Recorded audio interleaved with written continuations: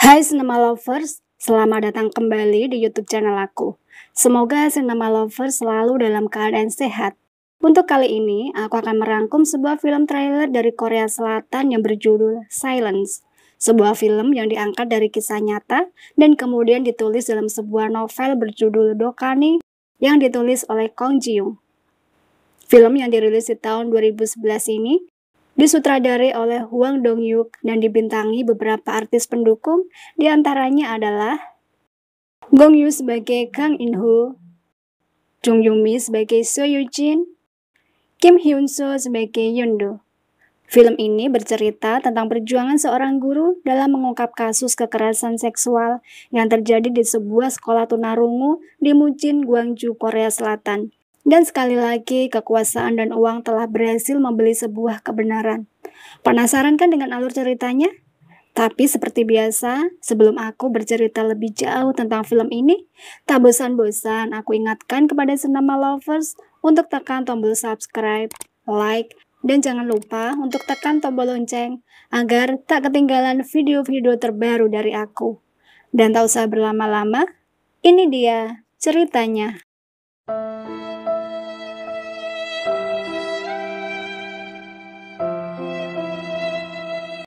Film ini dibuka dengan seorang laki-laki yang sedang mengendarai sebuah mobil. Laki-laki ini adalah seorang guru kesenian yang bernama Kang In-ho. Hari itu ia akan mulai mengajar di Mucin, Gwangju, sebuah sekolah di pegunungan yang mengajar anak-anak tunarungu yang bernama Jae. Dan berdasarkan perkiraan cuaca, suhu udara di Mucin mencapai -1 derajat Celcius. Oleh karena itu, kondisi jalan yang berkabut membuat Kang In-ho agak susah mengendalikan laju mobilnya dan hampir saja menabrak sebuah truk. Untung saja ia berhasil menghindar dan selamat. Sementara itu, di tempat yang berbeda, seorang anak laki-laki sedang berjalan di atas rel kereta api. Dan tak berselang lama, sebuah kereta yang melaju sangat kencang mendekatinya dan menabraknya. Bersamaan dengan itu, mobil Kang In-ho juga menabrak seekor hewan sehingga membuat mobilnya mengalami sedikit kerusakan. Beruntung di dekat sana ada sebuah bengkel.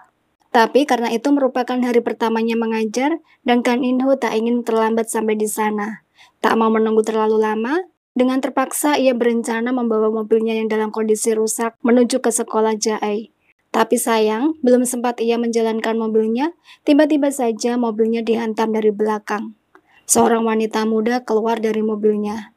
Sempat terjadi adu argumen di antara mereka. Beruntung, pemilik bengkel menghentikannya dan perempuan yang bernama So Yoo-jin akhirnya menyadari kalau ia yang bersalah. Dan untuk menebus kesalahannya, ia mengantarkan Kang In-ho menuju ke sekolah Jae. Kang In-ho ini adalah orang tua tunggal. Ia memiliki seorang putri yang bernama So-yi, sedangkan istrinya telah meninggal. Oleh karena itu, ia harus bekerja untuk menghidupi anak semata wayangnya dan menitipkan putrinya kepada ibunya di Seoul. Dan setelah menempuh perjalanan cukup lama, akhirnya mereka sampai di sekolah Jae. Sebelum pergi, So Yoo-jin meninggalkan kartu utamanya kepada Kang In-ho. Ternyata perempuan ini bekerja di kantor HAM di Mucin. Kang In-ho segera masuk ke dalam sekolah dan menyapa beberapa murid yang ada di sana. Tapi mereka tak menjawab dan justru pergi begitu saja meninggalkan Kang In-ho. Dengan penuh rasa heran, Kang In-ho segera menemui kepala sekolah yang bernama Lee Kang-seok. Kang In-ho bekerja di sana atas rekomendasi dari Profesor Kim yang merupakan profesornya ketika di kampus dan kebetulan merupakan teman baik juga dari kepala sekolah. Tak berselang lama, datang seorang laki-laki yang merupakan kepala administrasi. Kang In-ho sempat terkejut ketika melihat kemiripan kedua orang itu. Dan ternyata kepala sekolah dan kepala admin merupakan saudara kembar.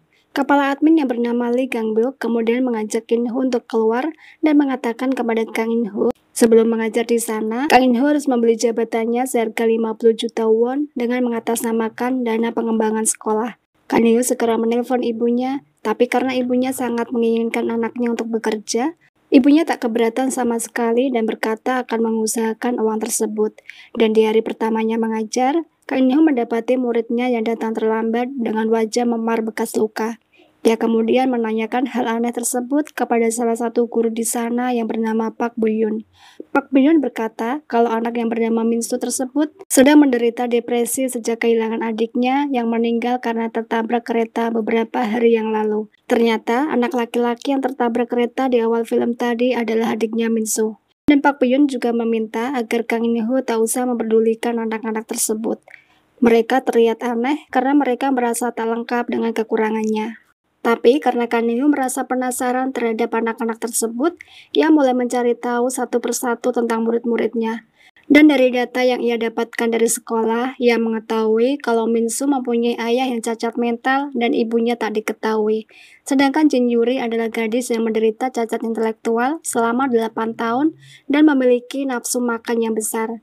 Kemudian ia juga tahu kalau muridnya yang bernama Kim Yendu adalah seorang gadis yatim piatu. Kang In-ho mencari tahu semua data tentang murid-muridnya sehingga ia pun terpaksa harus pulang malam. Tapi ketika ia sedang keluar dari kelasnya sambil menerima telepon dari ibunya, tiba-tiba ia mendengar suara seseorang sedang berteriak. Kang In-ho segera berlari menuju suara itu berasal. Suara itu semakin jelas berasal dari kamar mandi perempuan. Ia segera memanggil orang yang berada di dalam, tapi tak ada jawaban dan suara itu tiba-tiba menghilang. Belum hilang rasa herannya ketika ia hendak membuka pintu kamar mandi, Kang In-ho dikejutkan oleh suara penjaga sekolah dan menyuruh Kang In-ho untuk segera meninggalkan tempat tersebut.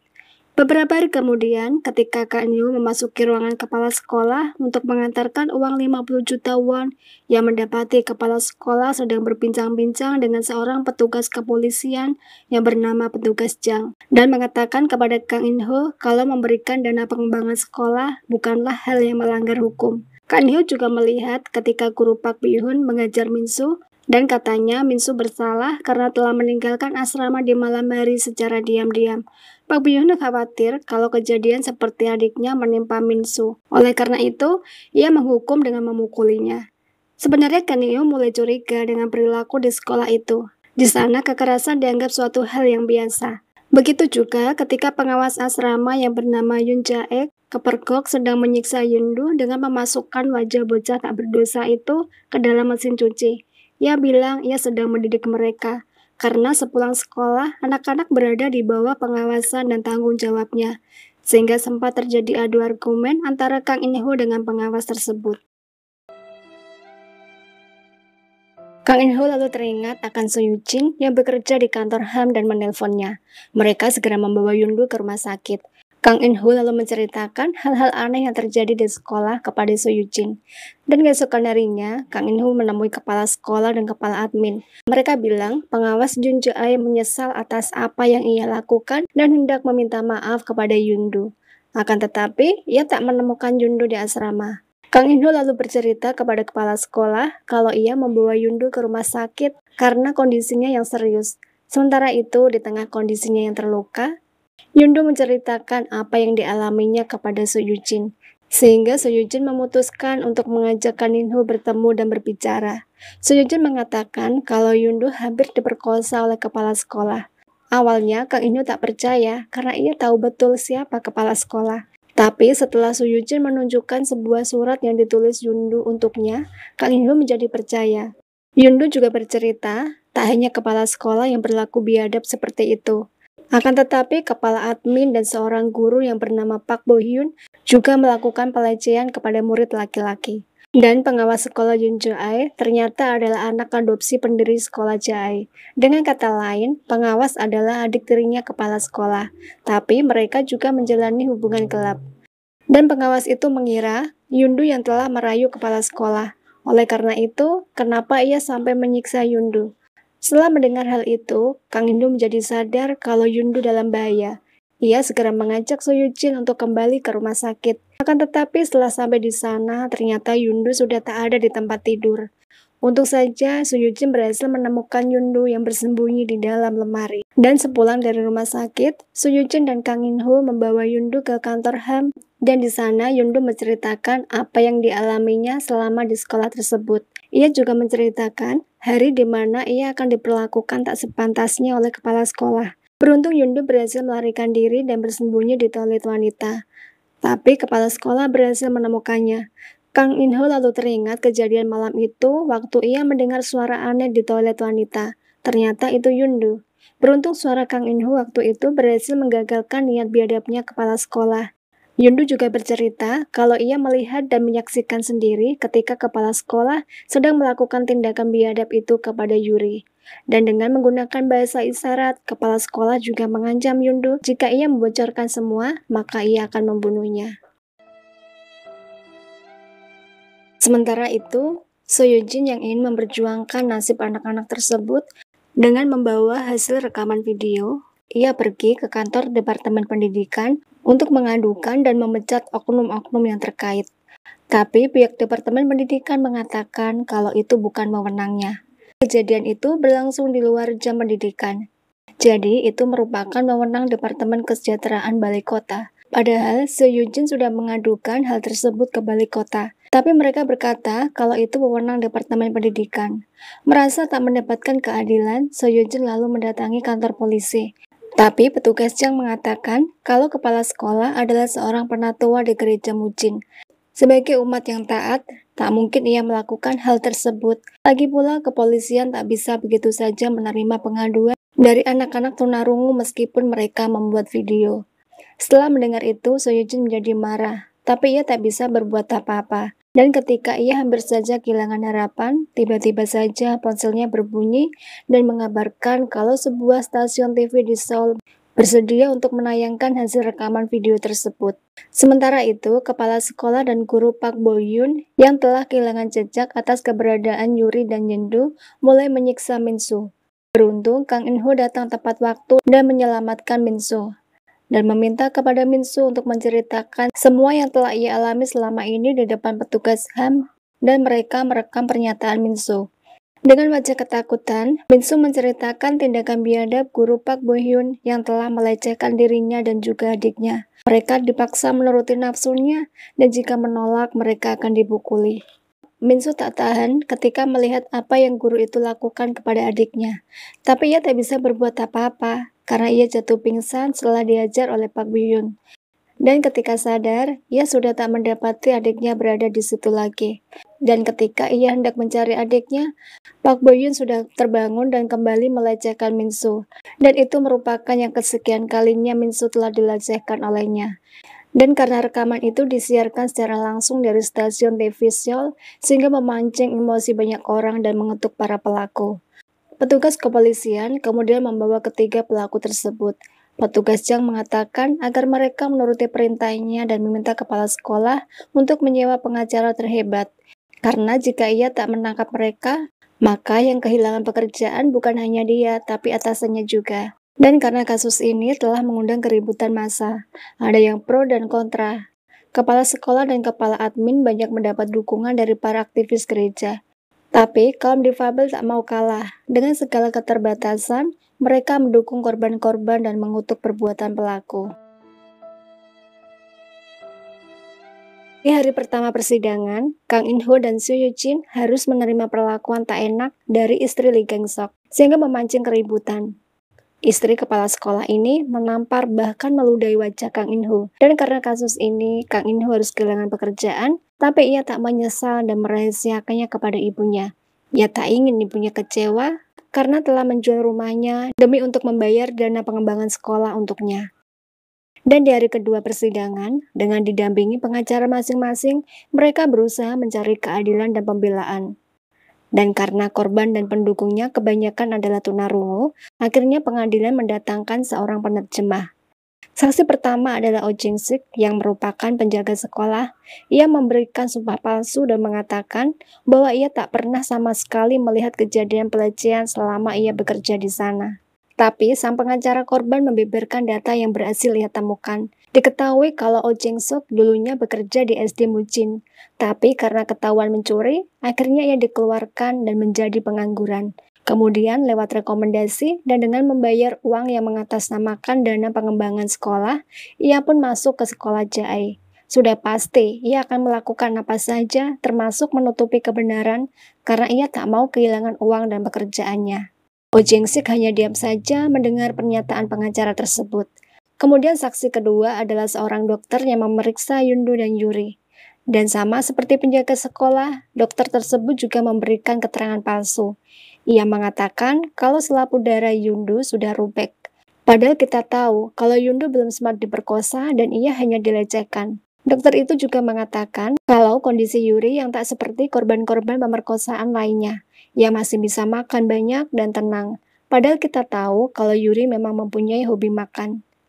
Tapi lagi-lagi sang pengacara memberikan data yang tak pernah mereka duga sama sekali. Sang dokter yang merupakan alumni sekretaris umum dari SMA Mucin yang diketuai oleh istri kepala sekolah telah menulis laporan palsu untuk Yuri. Dan laporan yang sebenarnya sudah berada di tangan pengacara tersebut.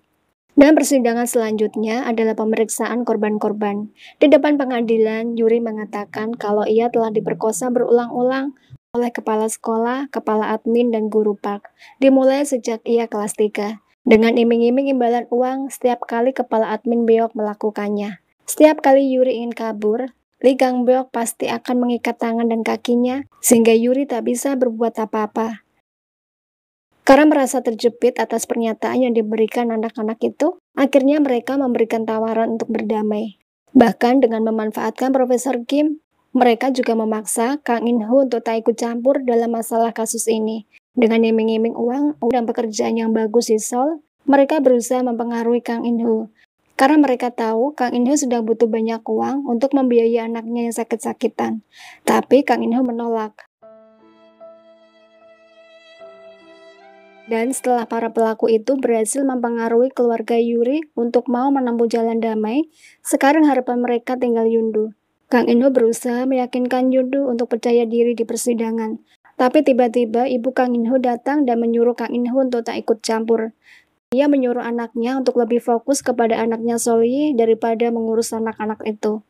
Tapi Kang In-ho tak menghiraukan ucapan ibunya. Dan ketika Yundu disuruh untuk mengenali yang mana kepala sekolah yang telah melecehkannya, maka dengan menggunakan bahasa isyarat yang pernah dipakai kepala sekolah untuk mengancamnya, Yundu berusaha untuk membedakan mana yang kepala sekolah dan mana yang bukan.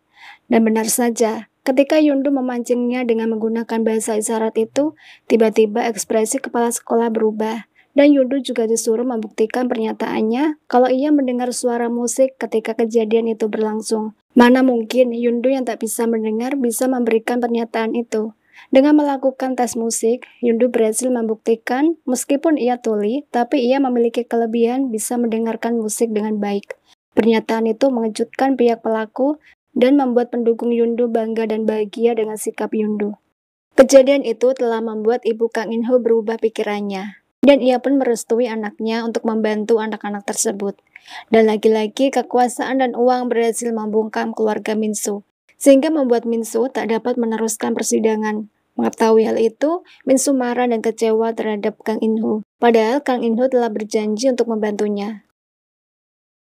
Kang In-ho dan Soo-jun juga berhasil mendapatkan rekaman CCTV yang isinya merupakan kejadian ketika kepala sekolah melakukan pemerkosaan kepada Yuri. Dan kejadian itu berlangsung ketika Yuri belum genap berusia 13 tahun. Dan berdasarkan peraturan yang berlaku, jalan damai tak bisa ditempuh sebelum korban genap berusia 13 tahun. Sehingga jalan damai yang kemarin ditawarkan kepada keluarga Yuri menjadi gugur. Dan hari itu merupakan hari pembacaan hukuman untuk ketiga terdakwa. Dengan adanya bukti yang kuat, para pendukung korban berharap pengadilan akan memberikan hukuman seberat-beratnya kepada terdakwa. Tapi kenyataan tak seperti yang mereka bayangkan. Ketika pengadilan memutuskan hukuman 8 bulan penjara dengan 2 tahun masa percobaan kepada Park Bo-hyun dan menjatuhkan hukuman 6 bulan penjara dengan 1 tahun masa percobaan kepada Lee Gang-bok dan Lee Gang-seok, sehingga mengundang keributan di ruang sidang. Para pendukung korban kecewa dengan keputusan yang diberikan pengadilan.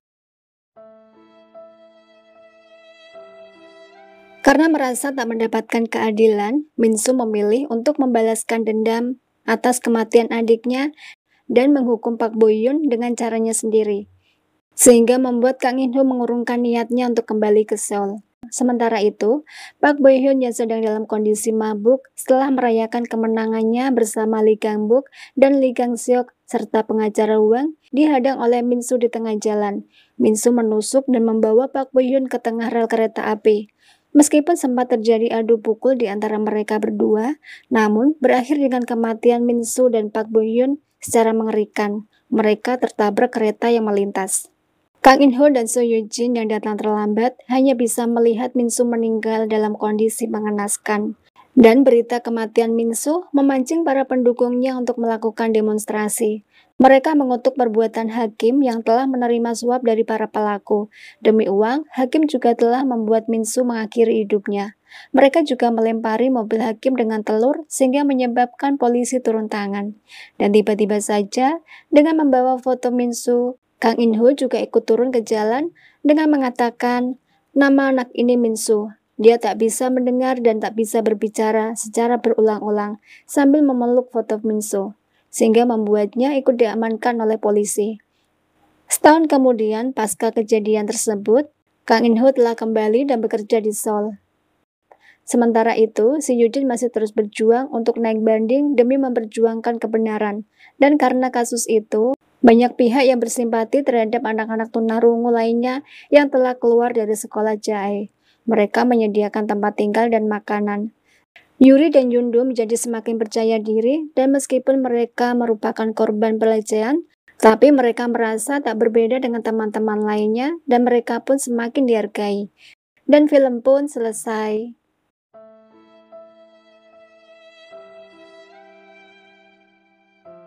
Nah, itu tadi alur cerita film yang berhasil aku rangkum untuk kali ini.